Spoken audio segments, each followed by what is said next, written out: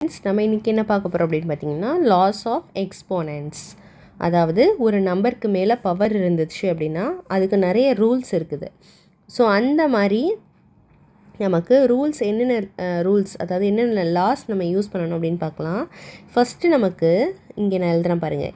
First rule வந்து நமக்கு a⁻m into a⁻n அப்படின்னு இருக்குது அப்படின்னா, அதாவது ஃபார் எக்ஸாம்பிள் இந்த இடத்துல பாருங்கள், 5 to the power 2 into 5 to the power 3 இப்படி இருக்குது அப்படின்னா, அதாவது பேஸில் இருக்க அந்த a அப்படிங்கிற வேல்யூ வந்து சேமாக இருக்கணும். அதாவது இங்கே 5 இங்கே 5 அப்படிங்கிற பட்சத்தில் மேலே என்ன நம்பர் இருந்தாலும் இதை நம்ம எம்ன்னு எடுத்துக்கணும். இங்கே இருக்கிறத வந்து நம்ம என்னன்னு எடுத்துப்போம். அப்போது நம்ம ஈஸியாக எப்படி சிம்பிளிஃபை பண்ணுறது அப்படின்னு பார்த்திங்கன்னா, அந்த ஏவை வந்து காமனாக எழுதிட்டு இந்த மேலே இருக்க அந்த 2வையும் 3ஐயும் ஆட் பண்ணிடணும். So that is equal to 5 to the power of 5 அப்படின்னு சொல்லிட்டு நமக்கு ஆன்சர் வந்து கிடைக்கும். அதுக்கப்புறம் இதை நம்ம சிம்பிளிஃபிகேஷன், அதாவது 5 டைம்ஸ் வந்து 5ஐ மல்டிப்ளை பண்ணிக்கணும். 5 into 5 into 5 into 5 into 5 இப்படி பண்ணிங்கன்னா நமக்கு ஒரு ஹோல் வேல்யூ வந்து நமக்கு கிடைக்கும். சரியா? அப்படியும் நீங்கள் பண்ணலாம். இல்லைனா இந்த 5 to the power of 5 அப்படின்னு சொல்லிட்டு நம்ம இதை வந்து அப்படியே கம்ப்ளீட் பண்ணி நம்ம முடிச்சிடலாம். இப்போது இது வந்து நமக்கு ஃபஸ்ட்டு லாவுடைய எக்ஸ்ப்ளனேஷன். அதாவது கீழே பேஸில் நமக்கு வந்து சேமாக இருந்தது அப்படின்னா நம்ம வந்து பவரில் இருக்க இந்த ரெண்டையுமே நம்ம ஆட் பண்ணிக்கலாம். எப்படி இருக்க பட்சத்தில் நடுவில் மல்டிப்ளிகேஷன் இருக்கணும், பேஸும் சேமாக இருக்கணும் அப்படின்னா பவரில் இருக்க ரெண்டும் நமக்கு ஆட் பண்ணலாம்.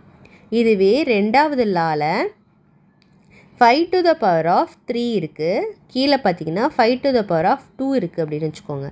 இப்போ இதை நீங்கள் எப்படி பண்ணுவீங்க அப்படின்னா, இங்கே இதையும் அதே மாதிரி பார்க்கணும். இந்த பேஸ் வந்து 5 அப்படிங்கிறது காமனாக இருக்குதா அப்படின்னு பார்க்கணும். காமனாக இருக்குது அப்படிங்கிற பட்சத்தில் 5ஐ காமனாக எழுதிட்டு இந்த 3ஐ எழுதிட்டு மைனஸ் கீழே இருக்க அந்த 2ஐ எழுதணும். மேலே இருக்கிறத எழுதிட்டு தான் மைனஸ் வந்து கீழே இருக்கிறத எழுதணும். அப்போது நமக்கு 5 to the power of நமக்கு என்ன கிடைக்கும், இந்த இடத்துல 1 கிடைக்கும். எனிதிங் பவர், அதாவது கீழே பேஸில் இப்போ 100 பவர் 1ன்னு இருந்தால் கூட நீங்கள் என்ன தான் எழுதணும் அப்படின்னு பார்த்தீங்கன்னா, எனிதிங் டு த பவர் வந்து இந்த 1 வந்து நம்ம இந்த 100 தான் நம்ம எழுதுவோம். சரியா? இப்போ அதே மாதிரி 5 to the power of 1 அப்படின்னாலும் நம்ம 5 தான் எழுதுவோம். அந்த 1 வந்து நம்ம விட்டுருவோம் 1 டைம்ஸ். அதனால் நம்ம என்ன பண்ண போகிறோம், 5 to the power of 1னா 5ன்னு எழுதிடுவோம். இதுவே இன்கேஸ் இப்போ நமக்கு அனதர் எக்ஸாம்பிள் பாருங்கள். 5 to the power of 2 மேலே இருக்குது, இதுவே 5 வந்து கீழே இருக்குதுன்னு வச்சுக்கோங்க. இதை நம்ம பேஸ் வந்து சேமாக இருக்குது 5, கரெக்டாக? அப்போ 5 எழுதிட்டு மேலே இருக்க 2ஐ முன்னாடி எழுதிட்டு பின்னாடி வந்து தான் நம்ம இந்த 3 எழுதணும். அதாவது மேலே இருக்க வேல்யூ எழுதிட்டு தான் கீழே இருக்க வேல்யூவை மைனஸில் எழுதணும். அதாவது டிவிஷனில் இருக்கும்போது, இந்த இடத்துல டிவிஷனில் இருக்கும்போது மைனஸில் வரும்.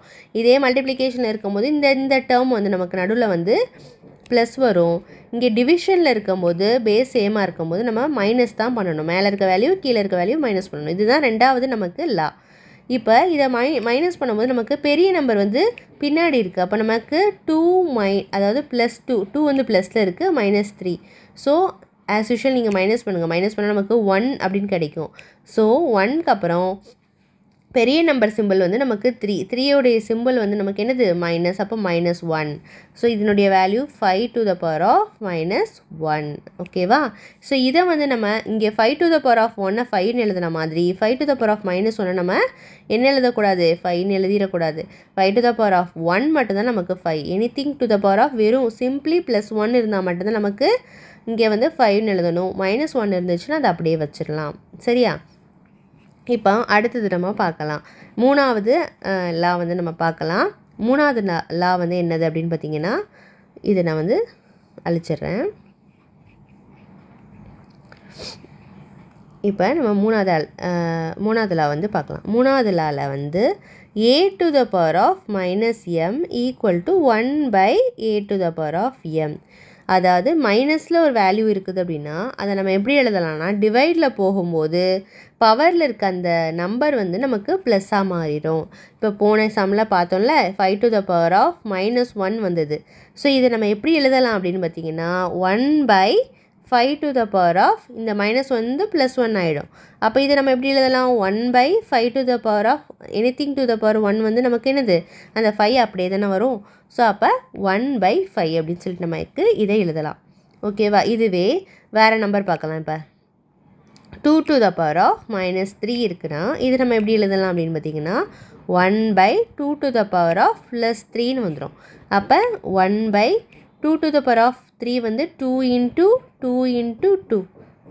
அப்போது 1/2 2s are 4 4s are 8. அப்போ நமக்கு என்ன வந்துடும் 1/8 தான் நமக்கு இதனுடைய ஆன்சர். ஸோ இதுதான் நம்மளுடைய தேர்ட் லா.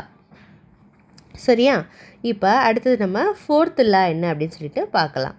ஃபோர்த் லாவில் நமக்கு என்ன கொஷின் கொடுத்துருக்காங்கன்னா, அதாவது என்ன லா கொடுத்துருக்காங்கன்னா a to the power of 0 is equal to 1. அதாவது 100 to the power of 0. இப்போ 100 பெரிய நம்பரே எடுத்துக்கலாம். இப்போ 100 கீழே பெரிய நம்பர் இருக்குது. ஆனால் எவ்வளோ பெரிய நம்பராக இருந்தாலும் இங்கே மேலே பவரில் 0 இருந்துச்சுன்னா அதனுடைய ஆன்சர் வந்து நமக்கு என்னது 1.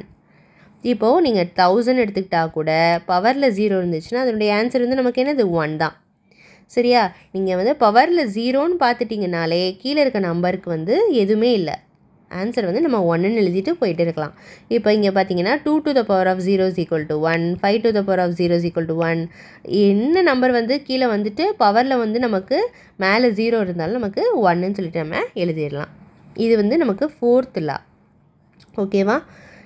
Anything to the power of 1, நமக்கு என்ன பவரில் 1 இருந்தாலும் நம்ம என்ன எழுதுவோம், இந்த பாக்ஸில் இருக்க அந்த கீழே இருக்க பேஸில் இருக்க நம்பரை தான் நம்ம இங்கே எழுதுவோம். அதாவது இங்கே 100 இருந்தால் 100 எழுதுவோம். இதுவே அந்த பாக்ஸில் வந்து கீழே பாருங்கள் 5 இருக்குது, பவர் 1 இருக்குன்னா நம்ம 5 தான் எழுதுவோம். இப்போ வந்து நமக்கு 3 பவர் 1 இருக்குன்னா 3 தான் எழுதுவோம்.